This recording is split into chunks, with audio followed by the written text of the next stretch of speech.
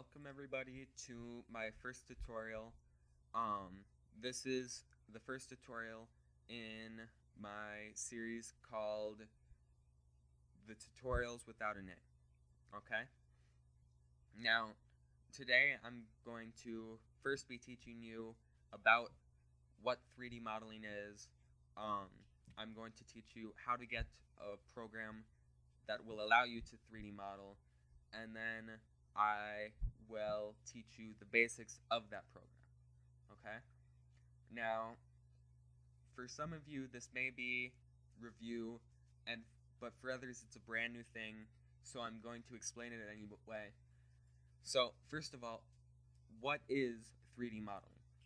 Well, 3D modeling is the art of taking a blank scene and basically adding objects into the scene and sculpting those objects to look like what you want it to be, okay?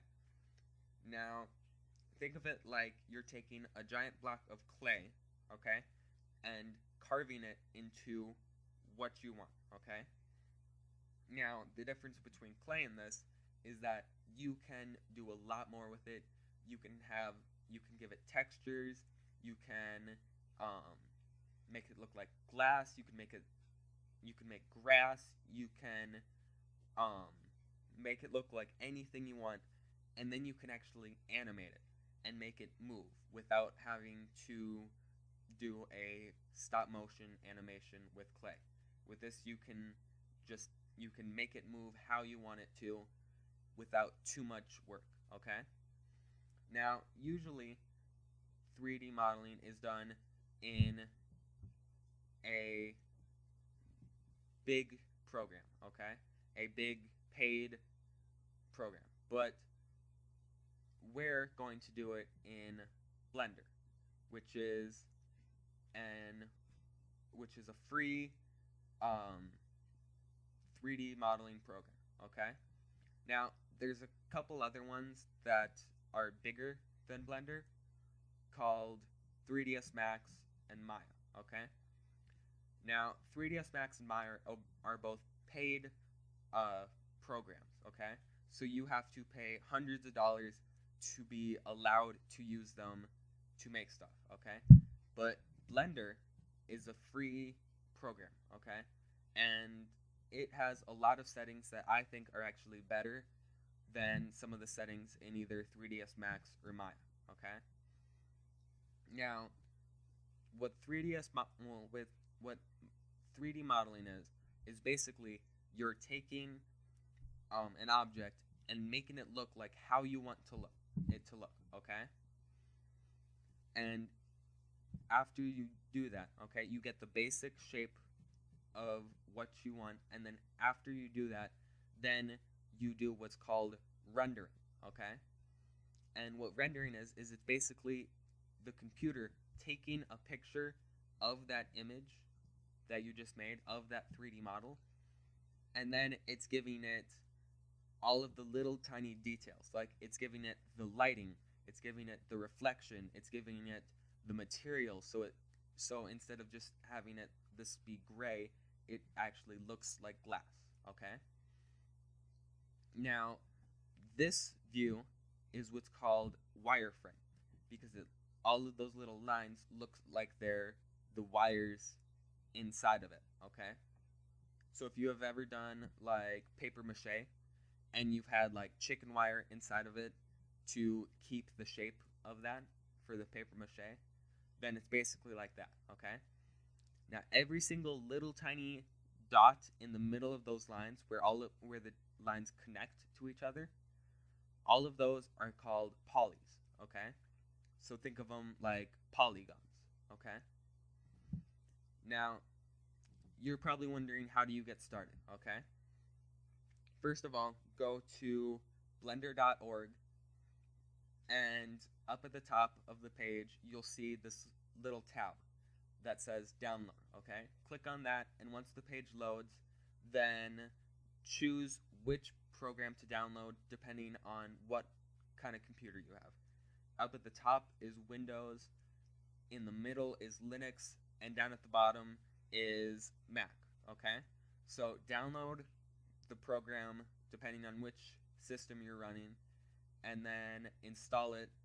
And after that, then now we are going to actually start the tutorial where I teach you first how to set up Blender, and secondly how to make a basic model, which we're going to make a bouncing ball, okay?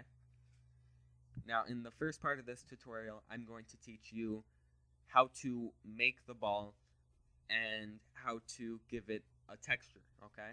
In the second part, I'm going to teach you how to animate that ball and make it look like it's bouncing, okay?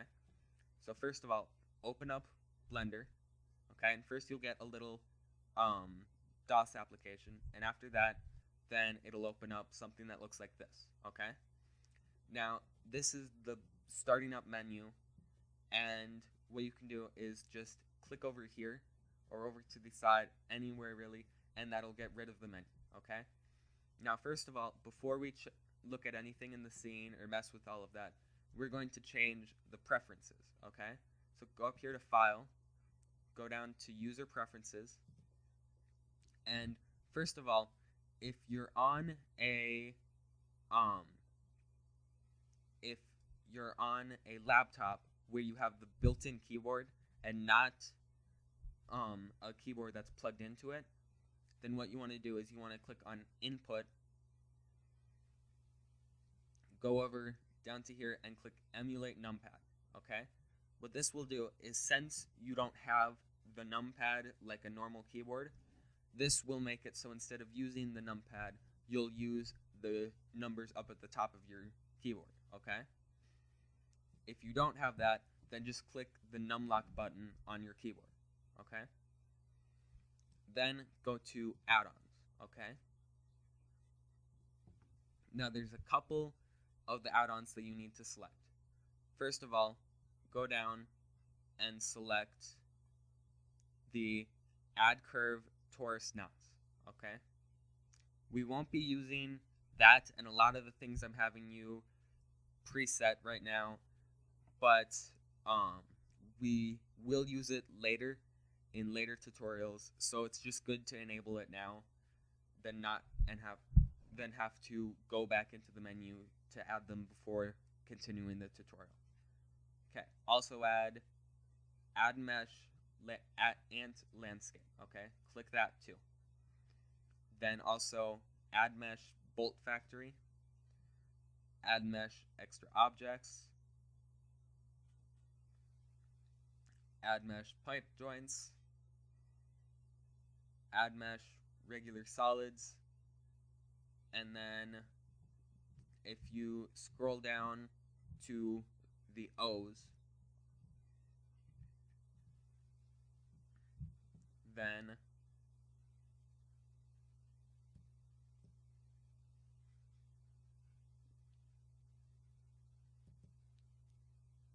what you can do is select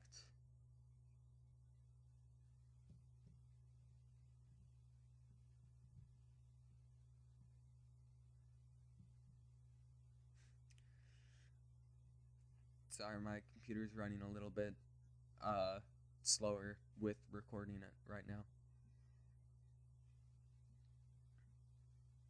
But down in the O's, select object, add chain, okay?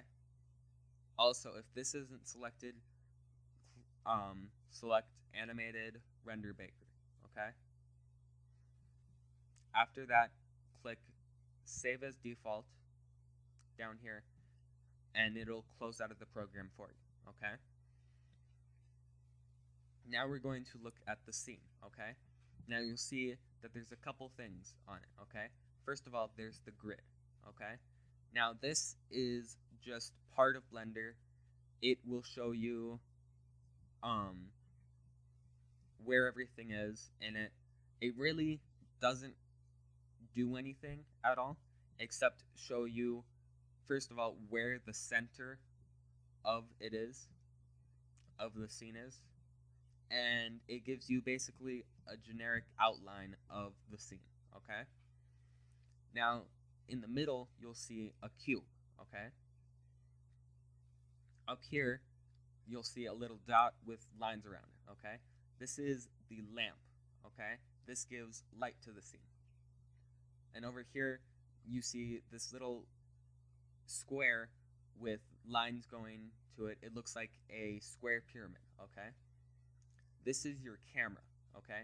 So this is what you'll actually look through once it's fully rendered, okay? Now this little arrow, black arrow up at the top, this is showing you where the top of the camera is. So then you don't accidentally put your camera upside down when you're moving around, okay? Now, to select different objects, what you do is you mouse over them and right click on them, okay? That will make it so then they have an orange outline, okay?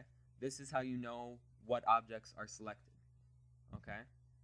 Depending on which has the orange outline, that will change what is selected, okay? Now, to select more than one, then select the first object, hold down Shift, and right-click on another object, okay? This will select both of them, okay? To deselect everything you have selected, press A, okay?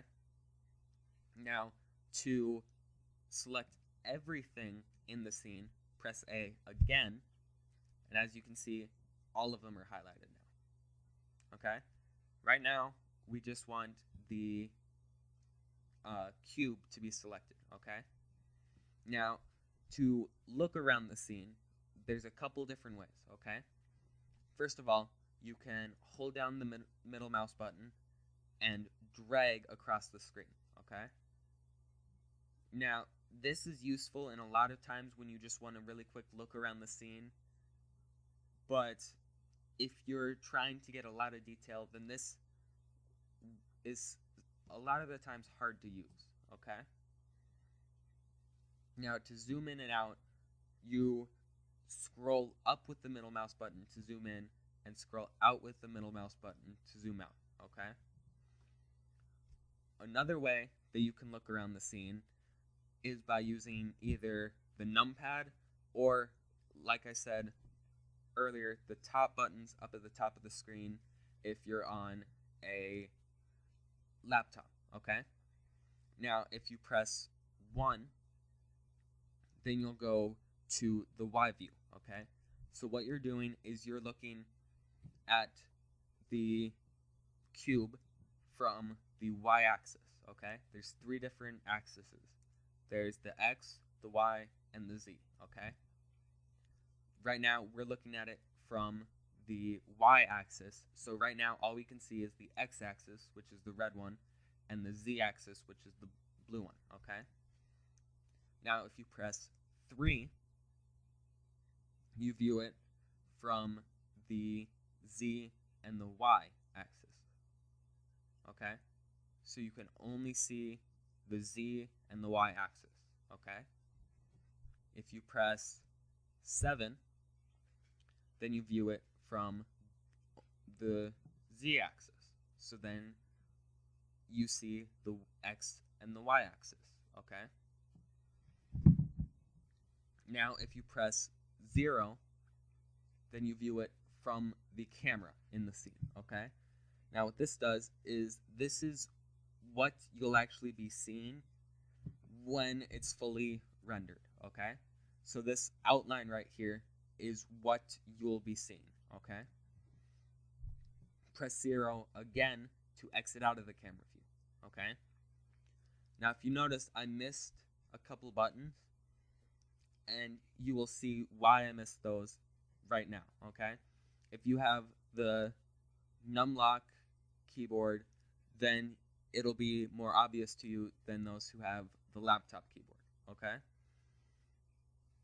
Now press 2 right now, and you'll see that the view goes down a little bit, okay?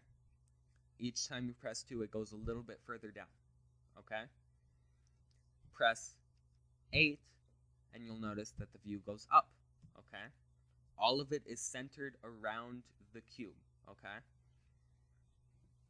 Now press 4, and you'll notice that the camera turns a little bit to the left, okay? And press 6, and you'll notice that it goes to the right. Now, like I said, it'll be more obvious for those who have the numlock keyboard than the laptop keyboard, because with the laptop keyboard you can't see where each of the buttons are.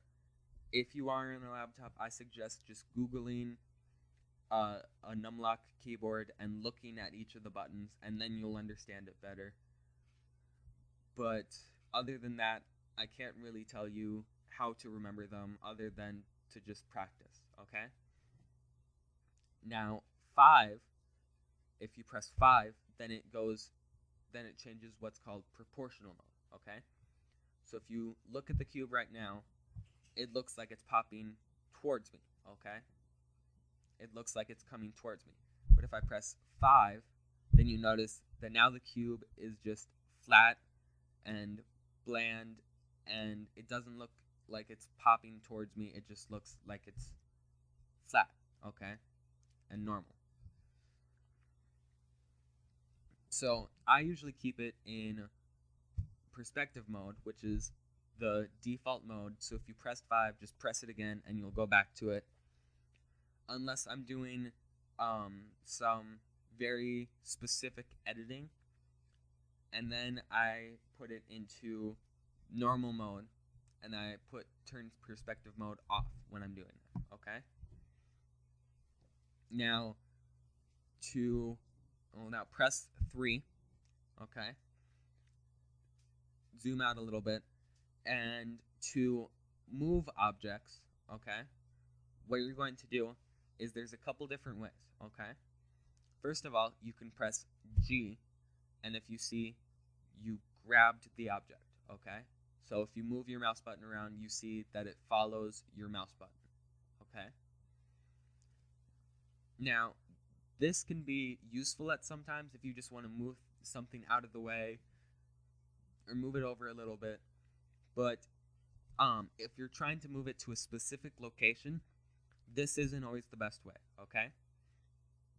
Now, one way you can do it is by pressing a letter from each of the axes, okay?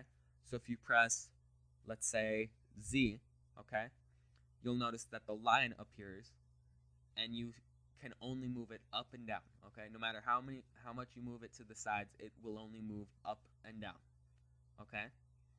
If you press Y, then you'll notice that you can only move it side to side, okay? This is depending on your view. It may look like Y is up and down on your view depending on what camera angle you're looking at, okay? And then, of course, if you press X, then it looks like it just disappeared, but that was just because I had my mouse at a weird place. But if you notice, it only goes towards you and away from you, okay? Now, let's say that you started moving it, but you really don't want to move it at all. Then you right-click, okay? And that will move it back to its original location, okay?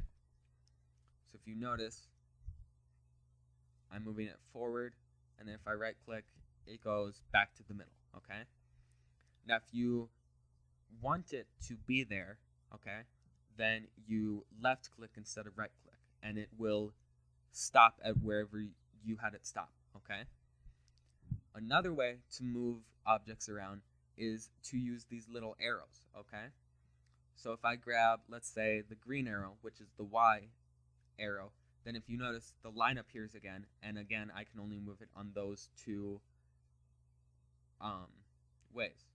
I can only move it to the left and to the right. And again, if you right-click, it will move back to its original location.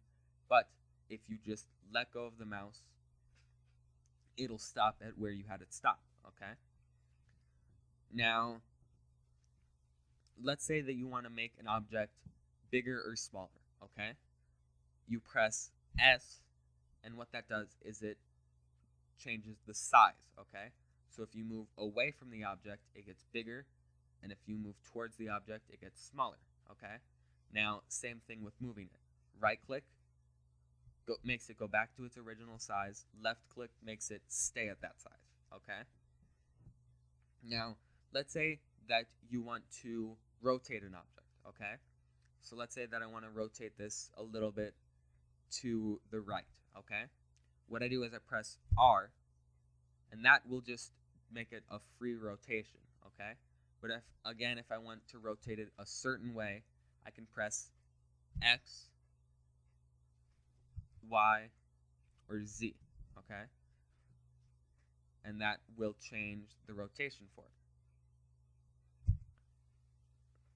Now, right now, I'm just going to rotate it a little bit and click, and again, it keeps it there. And again, right click moves it back to its original location, okay?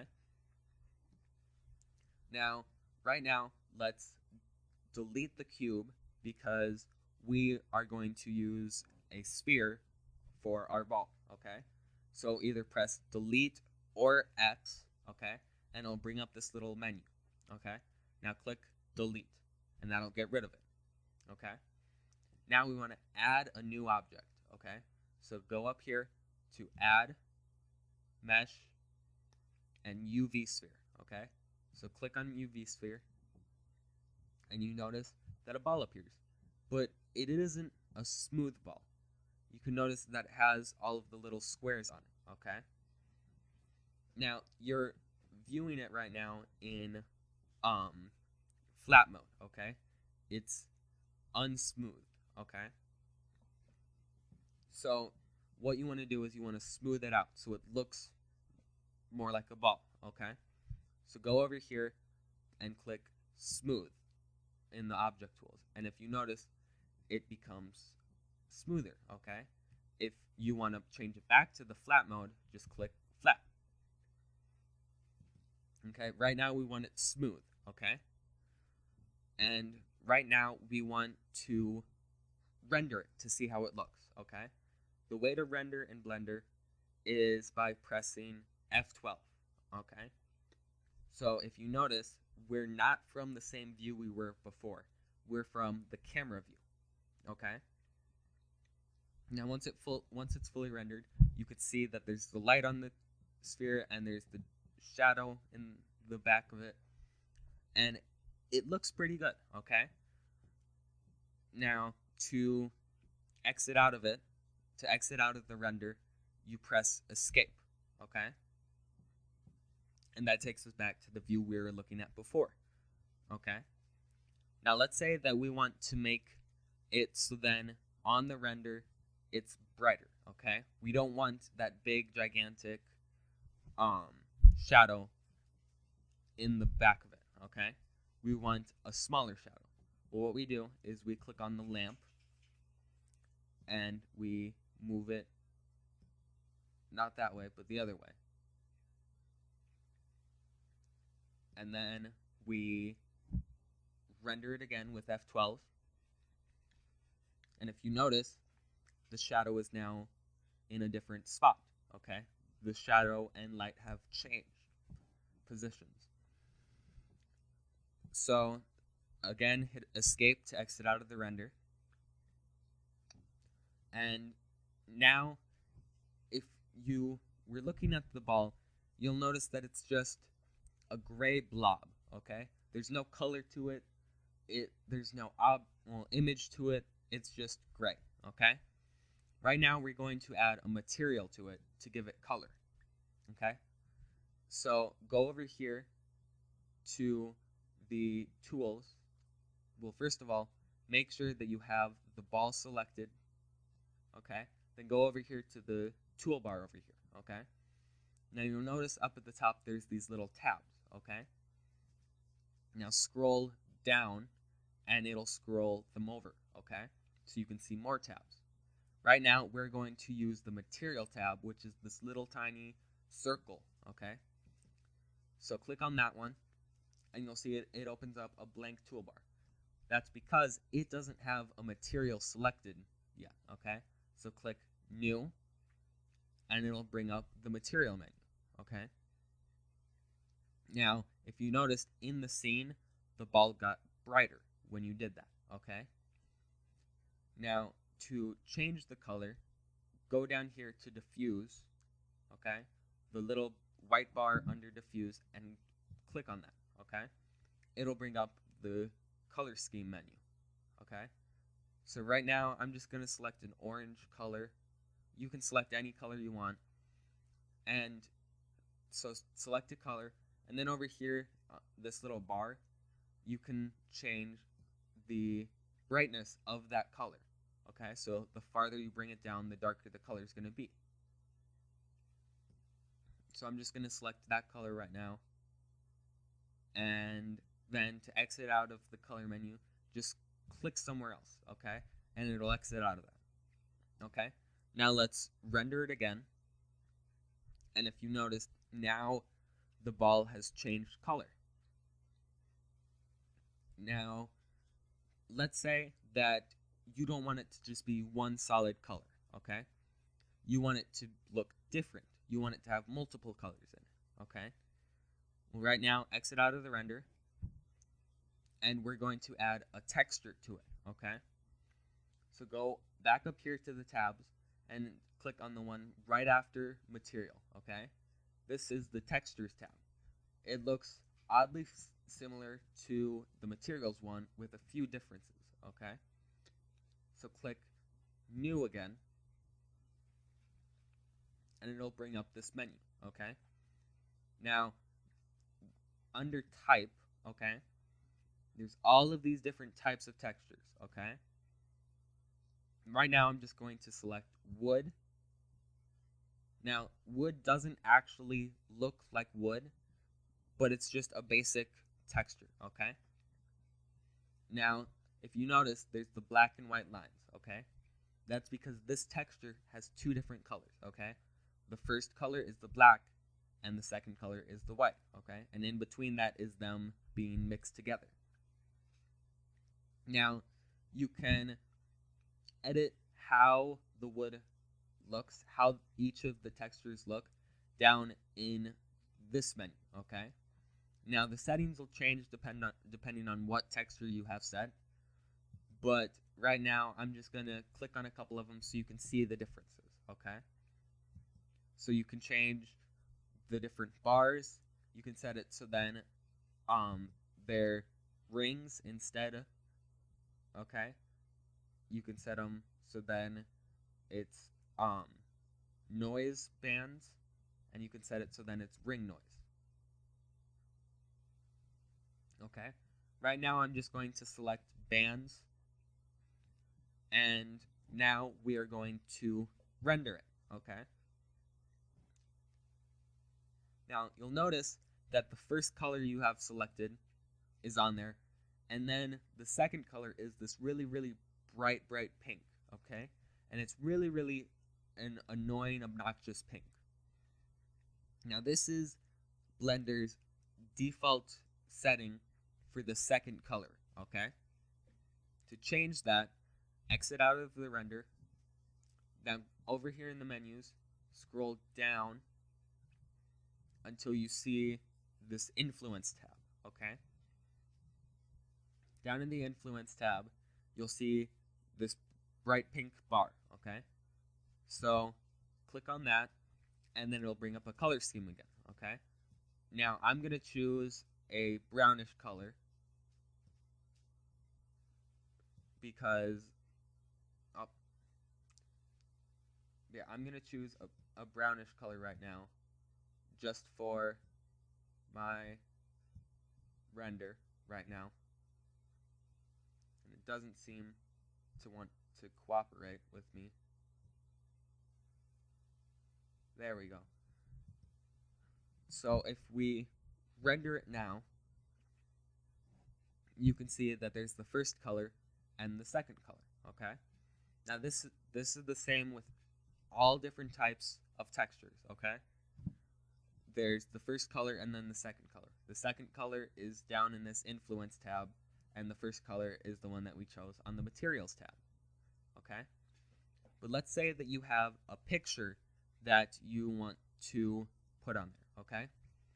Now, since this is a sphere and not either a cube or a flat plane, then the picture may be a little distorted and it may not look right because it doesn't have, well, because it looks different when you try and wrap it around the sphere, okay? Now, for the texture that I'm going to show you, I have what's called an unmapped texture, which means basically they took the texture and basically flattened it out, okay? And so then it will fit on the ball, okay? So mine's a basketball texture. So it's basically like they took a basketball and flattened the basketball out, so when you try and put it onto the ball, then it actually fits perfectly, okay? So exit out of the render,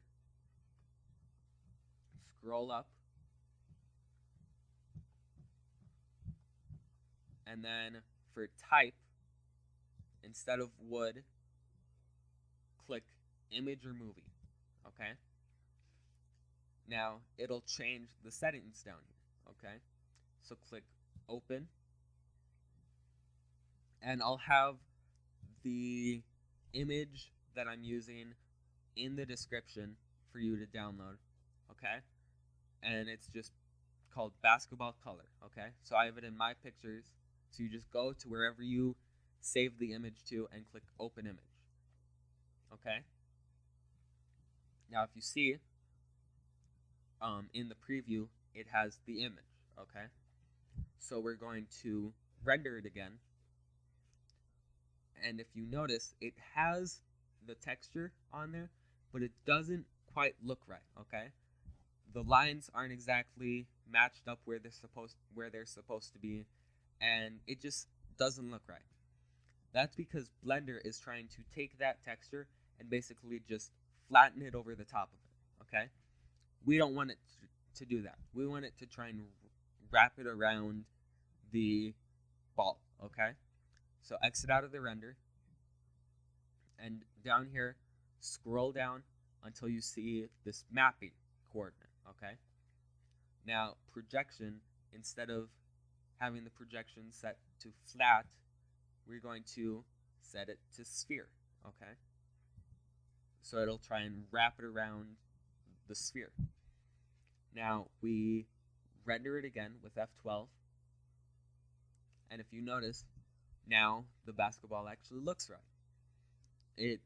The lines are in the right place, and it actually looks like a simple basketball, okay? Now, this is going to be the end of the first part of the tutorial. In the second part, I'll show you how to make it so then the ball looks like it's bouncing, okay? And yeah, so I'll see you next time, and hopefully you use this and try and make your own stuff with the skills that you're going to be learning and everything like that. I hope you try and figure out some of Blender on your own instead of trying to look up a tutorial every couple seconds when you don't know how to do something, which I have to admit that most people will do while they're still learning it. But after you actually learn how to use Blender, then it will become a lot more easy. Okay? So this is the end of it, and see you guys next time.